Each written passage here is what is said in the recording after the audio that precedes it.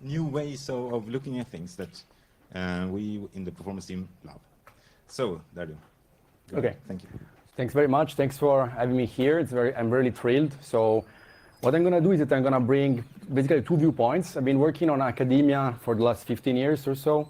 And then last year I moved to Huawei. So I basically have industrial viewpoints with a university mindset. And so today what I'm going to do is that I'm going to talk about metrics and models for web. And there's a little longer subtitle that I'm not going to comment here. We're going to see through how things evolve. So of course this work would have been not possible with a number of people. They are in alphabetical order. Two are actually in the room. One is Jill Dubuc from Wikimedia Foundation. The other is Flavia from Telecom Polytech. So thanks to them, we also can discuss more interesting things now.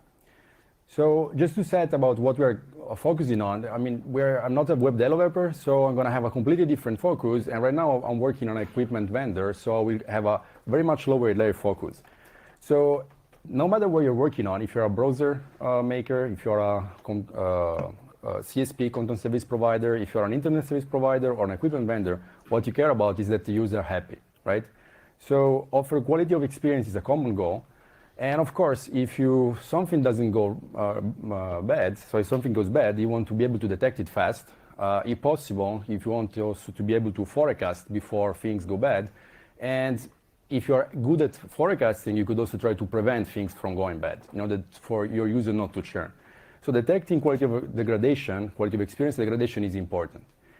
Now, how do you detect quality of experience and how you define it? Well, typically you would need to have a good idea of how the user, if they are happy or not, and then try to correlate some of the telemetry. So like for instance, the Boomerang is collecting a lot of telemetry and we'll try to correlate that with the user quality of experience. Now, if you're taking the point of view of equipment vendor of internet service provider, well, you're going to have a little bit harder time because you're not in the browser. So you don't have all the rich telemetry, and encryption now is really going to be painful because you're only going to see stream of encrypted traffic. Still, we want to do something because otherwise your user will churn. If the user will churn, the equipment vendor will not be able to sell equipment, and so there's a loss of money as well. So it's important to get a hand on what's the quality of experience, and user quality of experience is basically affected by a lot of things, including, for instance, the context. So where is the user, work, other places. If he's a pessimist guy or if it's an old lady, probably they don't have necessarily the same perception of delay. And there's, of course, system influence factor. If you're downside in the building, ground 2 or -2 level floor, probably your signal is not very good, so we have slow performance. So in order to factor all those stuff, being an engineer, of course, you're going to ask the user, but you're going to try to infer these things from looking from the system perspective. So system perspective starts from the lower layer, the network. So over there, we'll be able to measure some quality of service indication. These will in turn affect application performance, application metrics, application QoS metrics, like the one that Boomerang was reporting, or other like web page tests are reporting to you some telemetry. And from that, it will have an influence on the way in which the user are experiencing the browsing behavior. And so what you're going to do is that you're going to be able to measure some of these metrics, like from an end-to-end viewpoint, what is the latency, what is the bandwidth, what is the packet loss, or point-to-point, what is the Wi-Fi quality. Of course, that doesn't make sense if you look at the throughput of a single connection, because you want to put them all together in order to be able to tell meaningful metric from a session viewpoint. Session means, for instance, if you're looking at a web application, it's going to be page load time or SpeedIndex that we're going to see later. There are also session metrics that are correlating measure about multiple sessions. So for instance, engagement. So measuring if you're staying on a website for long means that you typically are happy with the quality of experience they're serving. And of course, you can go and readily ask the user how he feels about the service you're giving him. So that they can ask many users, poll around the room, you get 5 stars, and then you do the averages, your opinion score. You can also ask a different thing. And of course, if you know about the device type, if you have a cheap phone or if you have a high-end phone, maybe your expectations are different. Maybe the phones are also rendering differently. So all of that, of course, is very complex. So today we're going to focus on a subset of it. Particularly, we're going to look at the web. That's the web dev room. So we're going to look into performance metrics like page load time, speed index, try to see how this correlate with the mean opinion score, your other user feedback. And of course, we're also going to adopt the viewpoint of the lower layer carriers. where they're only going to be able to measure some weak signals. They don't see anything about the middle layer because of quick HTTPS or whatever other kind of encryption. And so they either want to try to, from the network QoS, learn something about the application QoS, or make a big step and go to the quality of experience of the user.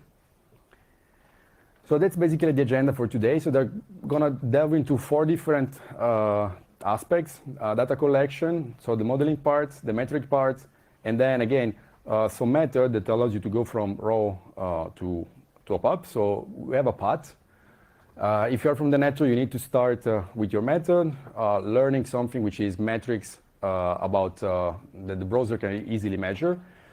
You need to learn the metrics that are useful. So for doing that, you need to couple 2 things. You need to couple measurement involving the user, asking user whether they're happy or not, and building models that, based on your metric, are hopefully able to extract this information from automatically collected one.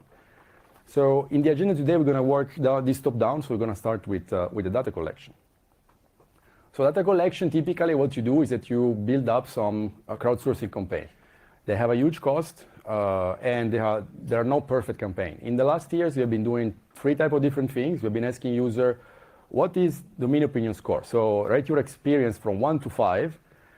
We have also been asking user, when do you think that the page was finished? Or what is your user perceived page load time? Or seeing 2 pages at the same time, which page did you think it finished at first? So to get a little bit an idea of how the user are perceiving the web.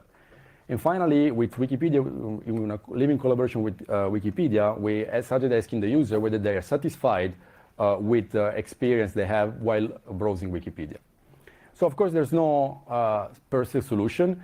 In the first data set, we were doing lab experiments. This means that we were having a few panel of people that were typically volunteer, close to 150 to 150 people, recruited universities. So you have very specific class of population. It will definitely not fit the grandma's behavior. The good side is that we were using real servers, real protocols. We were able to control the conditions, but the number of web pages, of course, is not as completely representative of the internet. So then you can do something else, stepping up by moving to crowdsourcing. So you have, for instance, Amazon Mechanical Turk, so you can leverage a large pool of people, but over there you cannot let them access a web server, so you will typically put videos of the web page rendering process. So this is not really exactly like browsing.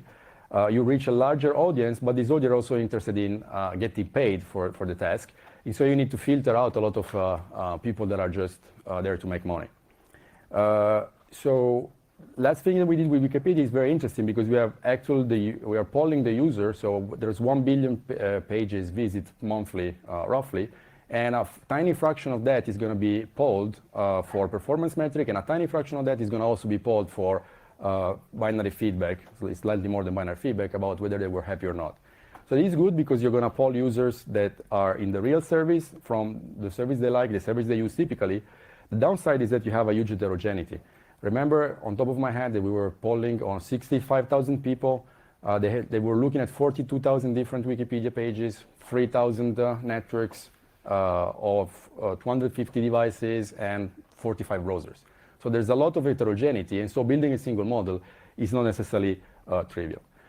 When I'm putting the icon there is that the data sets are available. So if people are interested, if there are people that are doing research on that, like we were saying before, sharing tools is important, sharing performance evaluation is important. Sharing the data is even more important because it allows you to replicate and see whether the performance that are reported are true or not. So now that you got the data, okay, cool, what do we do? Well, basically, we're going to have a way to go from the data, so our Y, to find some function that, based on some of the things that we are able to measure, like our incognita Y, plug into a formula F, is going to be able to tell us what is magically, if you want, the user performance. So here, by X, typically people use a single scalar metric, generate the page load time. The function has been predetermined by an expert. And there are typically 2 approaches that are being used. One is a IQX hypothesis. We are using an exponential model. And here with a logarithmic model, which is tied to the Weber-Fechner law, which is a psychobehavioral model that tells that the human response to a stimulus is logarithmically related. And this is, for instance, used by a standard. So what you do, you do a lot of measurement. All the points here are different answers from the different user. And then you do a fitting. And here the fitting, we can be happy with that.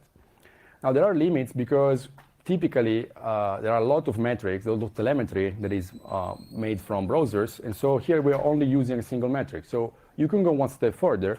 And instead of picking a single metric that you like and a single function that you like, and although the fitting seems nice, you could do something which is machine learning driven. So basically having a vector of input features and having an automated way to select what is the optimal fitting of the function by minimizing some error. So here the trick is that whenever you select a very specific machine learning algorithm, you're implicitly selecting which are the type of function that you will be able to learn. And here you see that you have a slight gain with respect to the typical models that you have here by considering more metrics. Of course, there are different models that are available. We're not going to delve in the detail of that. Just to say that for me, there's still some room for improvement from going to the feature that we have to the user experience. But still, you have a good and quite high correlation. So this brings us to the metric. What are the metrics that we can work on? So in order to be quite clear about everything, I'm going to have a very small animation about how is the web page loading process after you go and click on a link. So we start something that you're going to start downloading, and at some point you will have an event that is going to be fired by the browser, document object model. So at this point you know the structure of the page and you can start putting things around. And so you have a visual progress of the page that increases from 0 to upward. Then you keep downloading more things until at some point, which is called typically above the fold, all the visible portion of the page has been downloaded and shown to the screen. That's called the ATF, and your visual progress is increasing. And you can represent here your visual progress as a function x of t that is growing from 0 to 1, where 1 is basically everything that needed to be rendered for the page to be visually complete is finished. So x of t, of course, you can also do something a little bit more fancy. So basically here, the integral of the residual of this function is the area, the gray shaded area above the curve. And this gray shaded area above the curve is what Google defined as SpeedIndex. So we're going to come into that in a moment. And then, of course, I mean, you can keep downloading more content that is not necessarily available and immediately visible, but it's going to be available when you scroll. And that's when all the content is loaded, is typically the page load time. So now we have two types of metrics. So one are the time instant metrics. So you have, for instance, time to the first byte, DOM, time to the first paint, above default, page load time. These are very specific time, which are important to somebody. And then you have something else, which is the integral form of it, which is basically looking at all the area above the curve. So why this thing intuitively is important? Imagine that you have two realizations of two pages that have exactly the same page load time. So they finish exactly the same time. But this one shows half of the content very fast, and this one shows half of the content almost much more later, right? So in which of the two you would be happier? In this one. So whenever the area above the curve is smaller, then it's better and it's faster. So one additional comment is that given that you are integrating something that is adimensional, I mean integrating over time, also the area above the curve is a time in dimension. So physically, if you are an engineer, you would think that of a time. Is a time unit of measure, and you can think it as a virtual time that is explicitating how fast was the rendering process. Now, you can define a family of metrics like this, and depending on what you put is x of t, you're going to have the speed index. If you're looking, for instance, at the difference in the histogram that were shown, so the colors on the page. You have room speed index that is measuring the areas that each of the different objects that are drawn on the page are going to put, and they're going to compare it with the amount of rectangle that should have been drawn at the end. You can look at SSIM, PSSI, perceptual speed index using SSIM metrics, which are much more advanced. So all of that is very good because it's visual progress, but there are downsides. So for instance, you can only measure them in browsers, and some of them are actually process intensive. So if you need to do SSIM, there's a lot of computation you need to do. So some years ago, we were proposing to do, as a proxy of this more advanced metric, they have very simple inputs like object index or bytes. Just looking at the bytes that are coming, you would get a pretty decent idea of what is coming to your browser, if it's coming fast or not. We're going to see a little bit later if it works or not. Good side is that you can do it in layer 3 in the network, is correlated with speed index, doesn't necessarily is good for creative experience. So that's a question that you need to address. And I'm not going to go into these kind of details, but you can also have affecting, for instance, the cutoff of the integral in order to optimize some of those metrics. But I'm not going to go into these details. So now, if you are in the browser, or if you are a content service provider, what you have is that you have a pretty good picture of everything that is happening. You have per domain, a vision of all the different objects, also the type, if there are images or not, CSS, whatever. And you can reconstruct this picture with quite accuracy. Now, if you are in the dark, so if you are an ASP, if you are an equipment vendor, what you will see is basically a series of packets coming from different flows, and the only thing that you're going to read is that, okay, this is a packet, full packet size, MTU, and this is a smaller one. So what do you make out of it in order to extrapolate from this? So again, I'm not going to go into a lot of details. I'll rather going to show you why this thing could work. But basically, the idea is if you are familiar with machine learning, you need to perform some really simple amount of signal processing in order to make your input to be homogeneous. We're using supervised technique. So supervised technique means that we need to have exactly the same input. And then different models that you're using, like extreme gradient boosting, which is an ensemble method based on trees, or 1D convolutional neural network, what we do is that we present them with a lot of samples, and we tell, look, this sample, and we also explain them, for instance, had this above the fold value. We build another model, providing the same example and providing what is the page load time or the speed index of any metric that you're interested, and we provide many samples to train a model, and we test it over previously unseen cases. To give an intuition why this should work, so here we have the web page rendering, so this is basically the user. Here is what we see in the browser, where every burst is going to be one object, and we have one color per different domain. Actually, we're presenting only the top 3 domains, and the others we are using the same color, otherwise the picture would be really, really too colored. And here, this is what you see from the network. So we're going to have one packet, a little bit more, we're aggregating packets in 10 milliseconds, and then you're going to see one color per IP server. So when I'm starting, if I click on the right place, you see that, okay, now this is a Chinese web page. So it starts late at some point. You see those things are progressing. Here there was a big object. This big object has been loaded in multiple packets. Same thing here. The green packets correspond to this big object. And you see that these curves are slightly different, but you see that there is some similarity, right? They're not completely different. And indeed, if you systematically perform this experiment, this was just one example to show you how these things look like for real, then you can go and make an experiment where you're monitoring the network, so you're taking the real encrypted traffic, you are monitoring the browser, so you have the ground truth, so you have the above the fold, whatever metric you're interested in, and you can repeat this process and try to see, extrapolate some accuracy number. So here, this is the only accuracy picture that I'm going to show. This is reporting the absolute error in milliseconds. Actually, this is the median, and this is the 25th percentile, and this is the 75th percentile. So this is basically, in the 75 per case, your error is going to be much lower than this, and in the median case, it's going to be this one. And you can see here we have 2 different approaches. One is, even without machine learning, I'm not going to explain why, the colors before in the picture had a mathematical interpretation. But I didn't want to bring it up today, it's not the point. But with an algorithm based on that, we can have already something that is going to learn only a single function, which is the byte index. And we can approximate the byte index learned from the network with the application byte index that we learn in the browser. And that one has a 6% error. On top of that, this is without machine learning, so it's a very simple online algorithm. On top of that, you can add machine learning, and you can compensate for this error, so you can reach a lower error, and then you can learn, generalize to any metric. So we're learning the page load time, the object index, the speed index, or room speed index, the DOM, if you're interested in learning the DOM, with this kind of errors. So we did test with Orange on a number of pages that we were never seen before, in a number of networks we were not seen before, and these are the accuracy estimated indeed in those settings, so it's pretty good portable. And okay, not to make an advertisement, but given that the algorithm works, we are also porting it into Huawei products. Now, there was one catch that I didn't talk in this talk due to lack of time, is that we are also able to handle multi-session. So if I go back here, we see that we are a lot of packets coming from a lot of different flows, but you need before to be able to isolate the flows that are going to go to the same session. So this is something that you need in order to be able to apply your machine learning technique, and it is also something that is done, but we just didn't talk for lack of time now. So basically okay, now is where we stand, so where we could go to go further. So I'm going to just talk about couple of free ideas.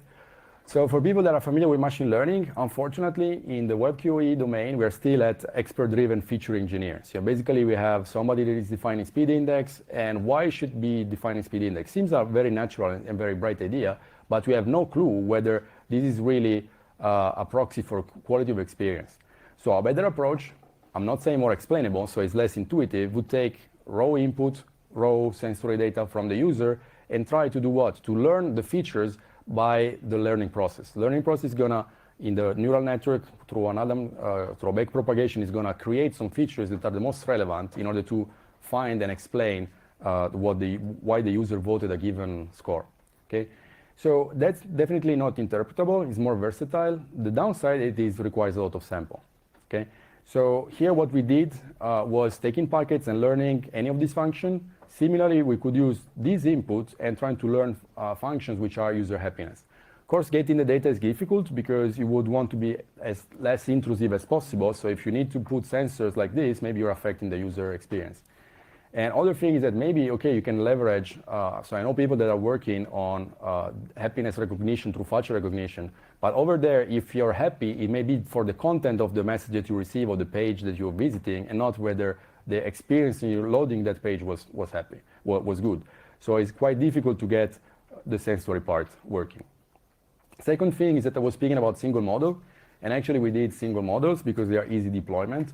But of course, World Wide Web is really, really large. So for instance, Wikipedia is not image intensive, and you will have other websites that are mostly done by images or video. So how can a single model fits all? So of course, to increase accuracy, you should go per page. Here, just an example picture where you have black line is one average model, and these are all the points that you're getting. And of course, if you have many per page model, they're gonna have a better fit. Now, the problem is that inherently, this process is not scalable. So how to make it scalable? Well, by prioritizing things that are more important. For instance, if you have top 100 web page, you can build reliably model for the top 100 pages that are more frequently visited by people. Then you can have a second approach in which we cluster the top 1 million web pages. For instance, here you see number of clusters, out of which 24 pages were extracted. And inside each of these clusters, there are thousands of pages. These clusters have similarity in terms of the number of domains, the number of objects, and the size of the page. So there are higher chances that if you build models that are accurate for pages in this class, then you're going to also be able to cover more accurately the top 1 million. And then, of course, okay, for the rest, the top 1 billion pages, you're going to use a single average model and pray it will work. But at least you're going to already have a better operational point in the accuracy versus scalability trade-off. Then final comment, which is a community comment. If you're working in this space, the first thing you need is data. So keep collecting and sharing data is very important. So I'm very happy that finally, working with Wikimedia, we were able to release a data set in a properly anonymized form that was protecting successfully the privacy of people, and also letting people doing the research in order to build models better than the one we built. So you need to take into account that when you go to the supermarket, you already find this machine, right? And they're asking you, are you happy or not? And you click on it, and you don't think even about it. When you're calling over Skype or Facebook, at the end of a call, there's something that is asking you, rate your call. Also, my phone started asking me, did you find this suggestion useful? So to have binary feedback from him, and this is the same from Wikipedia. So what would you gain for keeping this steady data collection is two things. One, you have, until your model will not be good, you readily have some information from the user. So you already know if something happens that is users of your service that are telling you directly.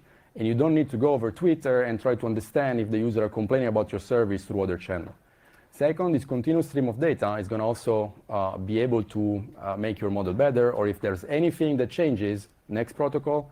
So we had HTTP2, now it's going to be HTTP3 sooner over QUIC. Maybe your model needs to be retrained, so you will need to have this kind of data. And if the user population is large enough, they're also limited downside. It is a risk of annoying users if you are having a small, if you leverage small panels. So so this is basically a talk that is based on these resources here. I put the different papers. I put also the icons for the different data set, some of the implementation that we release, and everything is accessible from here in this page. There are things that are not out yet, so more will come. So with all this, I think that I'm done. So I would like to thank you for listening so far. And if you have any question, please go ahead.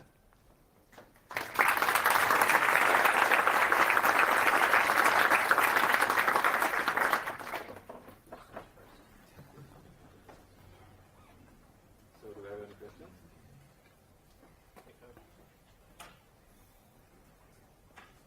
If you shout, I can also repeat the question. So like. Thank you for the talk. Is there any chance that some government guys can say that all this research has no sense if they will have the encryption keys of every internet? I mean. Yeah. Okay. So there are studies also. So the question is, what if I'm able to break the key? So what you're doing things about the encrypted stuff where you can break the encryption. So government guys, so there are two answers. So if you're able to decrypt, probably you're not interested in web performance.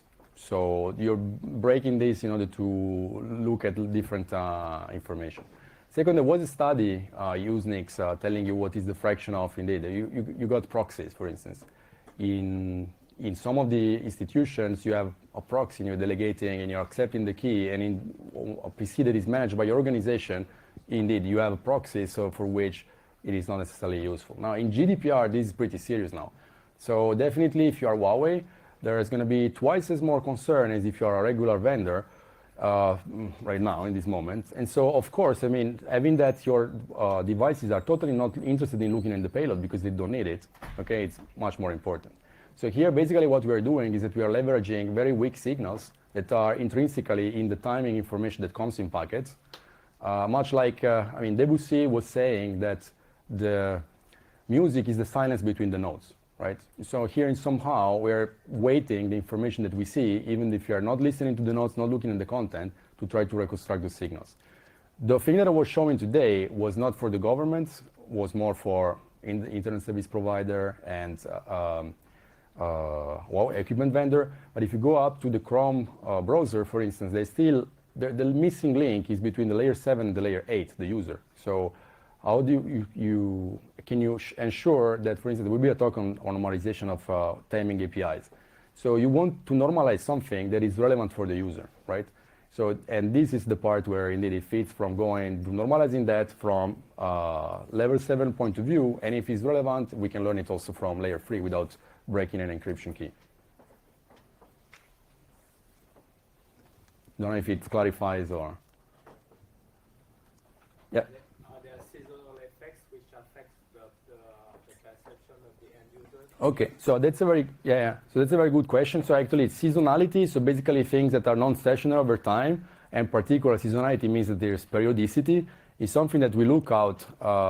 We extensively look out in in data sets. For instance, with Wikipedia, we have measurement of months worth of studies. So we were expecting to find day-night effect, weekend, weekdays effect. We didn't find any about the happiness of the user. It was amazingly stationary during the period. So this is documented in www paper, and we also extended that. Still there, I don't know why there's no seasonality. We were expecting it. The data now is available, so yeah, I think this is much. I was wondering what your machine learning model is actually learning from the encrypted packets. Is it mostly the size difference or the difference in timing between packets? Okay, so that's basically, I went very, very fast. Can you repeat the question? Yeah, I'm going to repeat the question when I come to here. So basically the question is, okay, what is the magic? How can you learn from the packets? And actually, we're not learning directly from the packets because every web page has a different number of packets. And our supervised method, which are regression method, needs to have a fixed input. So what we are doing is basically that we are chopping the time into regular interval of times. And what happens is that basically you are sampling periodically a signal. You're sampling periodically this signal when you are every so often, every delta t, you're looking at the packets that come, put an integral there, and you're basically sampling this curve here, right? So this is the way in which we get the input, which is by just cumulating over small period fixed time arrivals packets that belong to the same session. And that's what make the input. So that's the basic signal processing level amount of feature engineering to normalize your input to be able to feed it to a neural network. And okay, 5 minutes left, so I was too fast. So you can, sorry guys. You have a question? Okay. Cool, I can ask directly in the microphone. Do you have an estimate of how many data points we collected on Wikipedia in like a typical week during the study? How many data points we collected in a typical week during the study on Wikipedia? During a typical week. So now I know that basically things have changed a bit, so I think I have some backup slides. So too many backup slides. So this is okay. About the stationarity, you get your picture there, which is here. So I know that we were collecting the 62,000 data points during the first period, which was basically first test case in which we were, so if I remember correctly, web performance timing are triggered once every 10,000 page visit in Wikipedia. And out of those, we were sampling 1/1000 at the beginning. At the end of that, we step up a little bit, so you step up a little bit the sampling, but this is basically over this period of time. So hidden is the fact that we basically issued the sample, the query to 1.4 million people, and only 62K replied. So because people are, they can willingly or not accept to click on those or not. So the numbers per week, I don't have them in my mind because we were mostly focusing on can we get a breakdown of how the users are happy? And in this case, in Wikipedia, 85% of the users are consistently happy with no seasonality and no correlation with some events. Okay.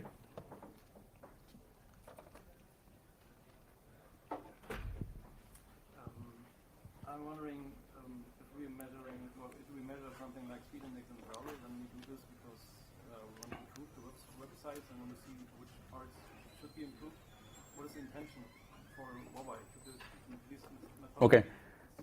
So we can go back. This is to slide 1, which is, so you're here, you want to know if things break or not, right? So if you are measuring indeed from the browser, it's because you are in the browser or because you're a service provider.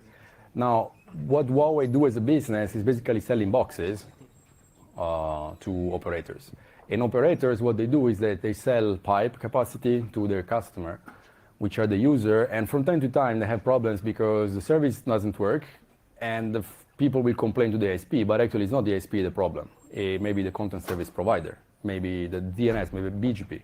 So over there, basically there's a need for troubleshooting tools in order to be able to tell, oh yeah, it's our problem, so it's our network that is down, so we're gonna fix it. Or look guys, everything that we have on our side is okay, but there are a lot of problems on that website everywhere.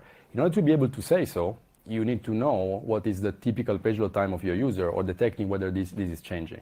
So this is why, indeed, before I was working more on the, if you want, layer 7 kind of aspects.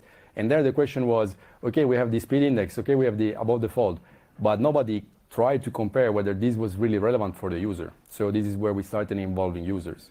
And now this bit about, okay, and then I'm working for an equipment vendor, so am I able to do the same things, but from a more challenging viewpoint, which is starting from completely encrypted traffic. Just for, I mean, this is research, so it's fun. But then, given that I'm no longer in university and I'm in Huawei, there's also business model behind. Because basically, if you're able to detect whether there is a problem, then you can fix it, and then you will not have user churn, and so you're not losing money, right? So the same thing from the content provider. Why they're optimizing? Because there are ads, except on Wikipedia. So there are, in Wikipedia, there's a donation. But if you are Google, if you are Bing, if you're Microsoft, if you're Facebook, you're showing ads. And this is the way you get money. So if your web page is low, there were studies by Google, by Bing, that were showing that for any amount of milliseconds you add, from hundreds milliseconds, you have a loss in the number of people that are gonna go to the server, click on the ads, and so you have losses of revenue. And if you multiply 2% loss by 1.2 billion people visiting, that's big numbers. So same thing, but from encrypted pipe from the network guys' viewpoints. Okay, so thanks a lot for. Thank you, Larry.